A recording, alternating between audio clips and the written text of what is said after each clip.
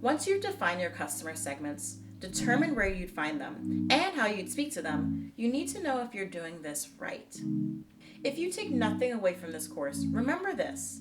At the core of your marketing strategy should be measurement. Your segmentation, channel mix, and messaging can only work if you improve it over time, or optimize it.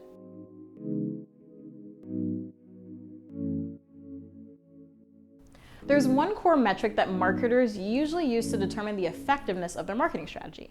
It's called customer acquisition cost, or CAC. Your customer acquisition cost is the dollar amount it costs to acquire one customer. So for example, if you're a catering business and you spend $400 a month on Instagram ads, and 5 customers contact you from those Instagram ads, your customer acquisition cost is $80. There are 3 elements to determining your customer acquisition cost. The first element is arguably the most difficult: attribution. Attribution means knowing which channel each of your customers are coming from. We spoke a little bit about this during the channel chapter, but unlike our customer segments, attribution is conducted on an individual customer level. You need to define the source for every customer that you work with. You can do this by asking them, having them fill out an online form, or the most effective way, adding source codes in your links. There are some details on how to correctly manage your business's attribution in the course.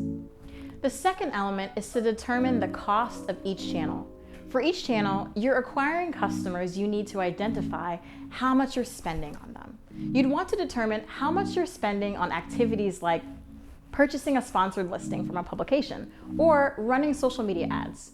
You would also want to calculate this for organic sources of customer acquisition, like including customer referrals or Google search. Are you creating content so people can find topics that they may be interested in when browsing Google? The cost of that content creation should be included in your customer acquisition cost. Are 100% of your customers coming from word of mouth? Amazing. Are there specific tactics or marketing that you are creating to help your clients spread the word? That would be included in your customer acquisition cost. The third and final element is to combine the first 2 to calculate your per customer cost across all channels to get your blended CAC. If you acquire 10 customers from Instagram and you run $300 in ads, then your customer acquisition cost is $30. But consider you also ran a sponsored listing of a publication for $500 and then you earned 2 new customers from that listing. Your customer acquisition cost is now $250.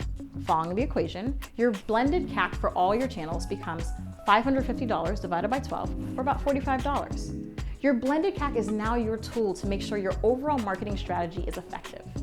If you want to keep your advertising costs under $100 for every customer, then your blended CAC must be under $100. You can have some channels that are bringing in a specific customer segment that are higher than that number, and some channels that are bringing in another customer segment that's under that number, as long as your blended CAC is under $100.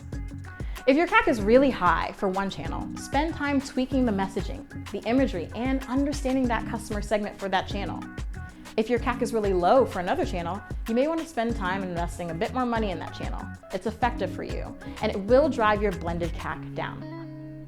Our final case puts this all in action. Determine how you would approach getting to the blended CAC and see how others would do it in the discussion.